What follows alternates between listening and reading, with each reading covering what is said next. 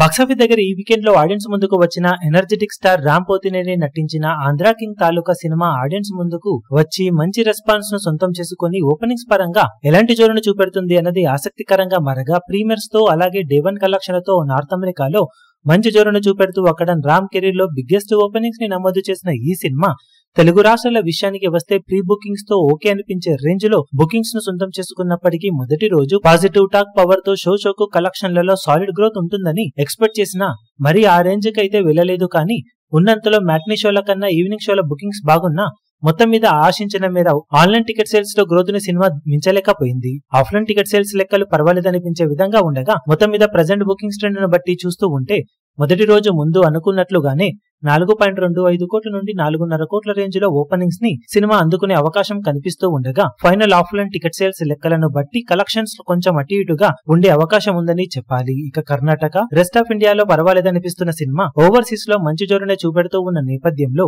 World wide గా box office దగ్గర 6.25 కోట్ల నుండి 6.5 కోట్ల రేంజ్ లో షేర్ ను అటు ఇటుగా సొంతం చేసుకునే ఛాన్సెస్ ఉన్నాయని చెప్పవచ్చు. ఆఫ్లైన్ టికెట్ సేల్స్ లెక్కలను బట్టి కలెక్షన్స్ లో కొంచెం గ్రోత్ ఉండే అవకాశం ఉంది. మొత్తం మీద చూసుకుంటే నార్మల్ వర్కింగ్ డే రిలీజ్ అయినా కానీ పర్వాలేదనిపించిన సినిమా పాజిటివ్ టాక్ పవర్ తో ఇంకా ఎక్కువ కలెక్షన్లను అందరూ ఎక్స్పెక్ట్ చేశారు. మరి మొదటి రోజు కలెక్షన్ల పరంగా అఫీషియల్ గా ఈ అంచనాలను సినిమా ఎంతవరకు మించుతుంది, ఎలాంటి ఓపెనింగ్స్ అందుకుంటుందో చూడాలి.